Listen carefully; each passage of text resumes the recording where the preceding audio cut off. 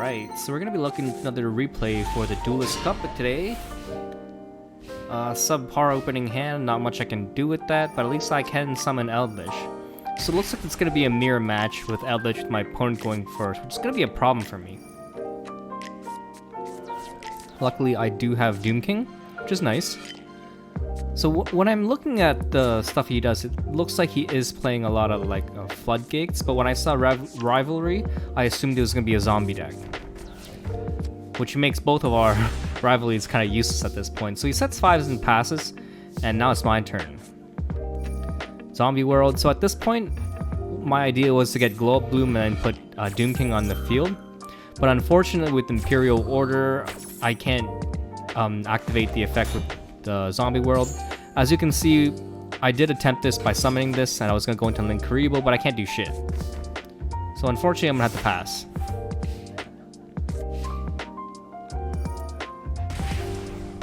Imperial Order taking 700 damage. So at this point, this is where it gets a bit problematic. Not only does he activate Lord of the Heavenly Prison to protect his back row, he also has this where each player can only control one monster of each type. So that means I can only have one zombie monster. So he is playing the Floodgate variant. Not much I can do here but just sit and take the damage. So he does summon Lord of the Heavenly Prison. He's going to crash into my Glow Up Bloom. I'm going to take 3,000 damage. So fortunately with the Glow Up Bloom and the Zombie World, I can summon Eldlich onto the field in defense position. Not much I can do here, but because I don't have the attack and defense boost, my cards are useless. I'm just going to wait another turn and see what happens.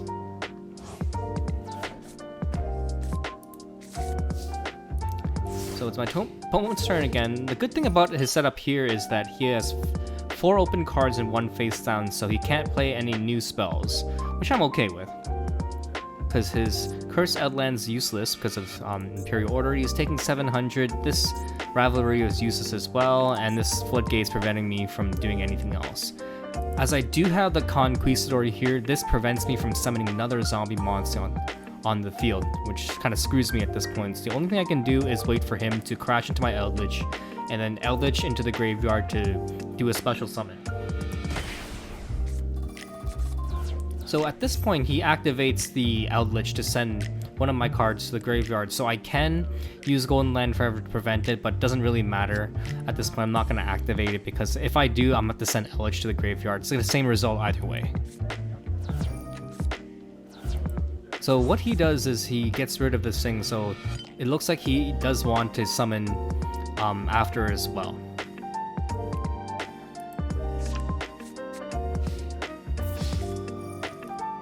So I activate the Conquistador to protect me. The next turn I can put 1 Speller Trap back on the field.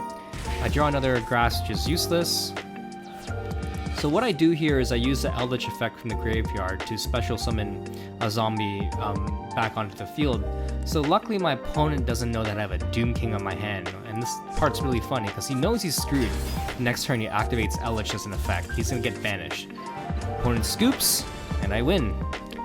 Yu-Gi-Oh! Turn starts.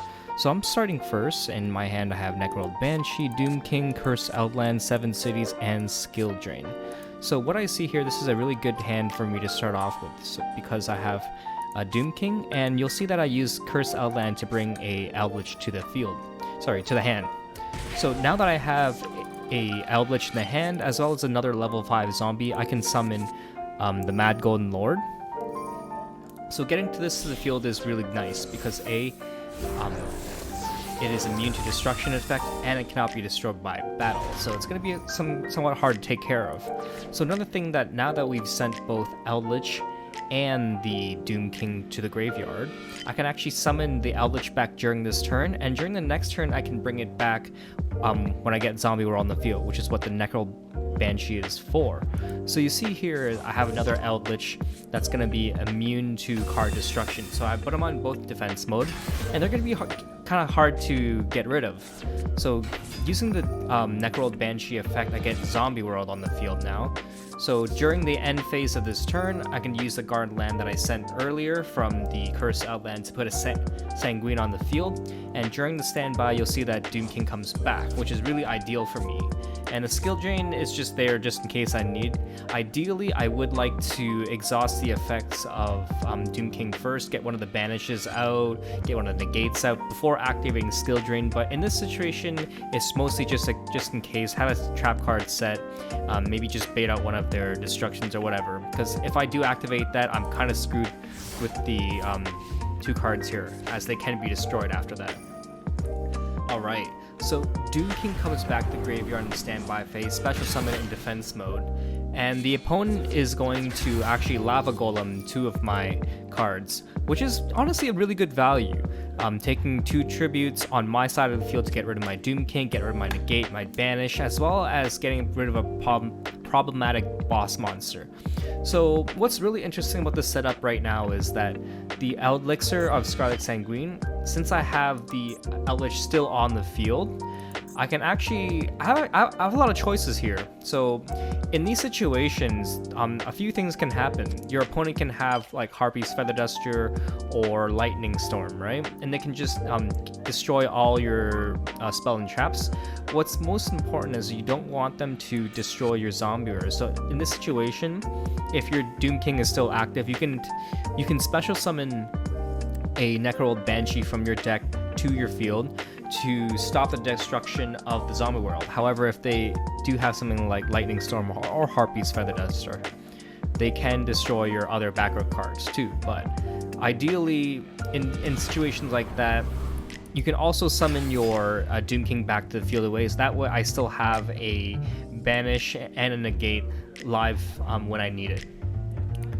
Alright, so at this point, I kind of find out that, oh shit, this is a mirror match. He has Eldlich, which is kind of good for me at this point. So usually one of the things that will happen is that they'll try to activate their Eldlich to send the Doom King to the graveyard. So I negate that because the activation of Eldlich is a zombie effect.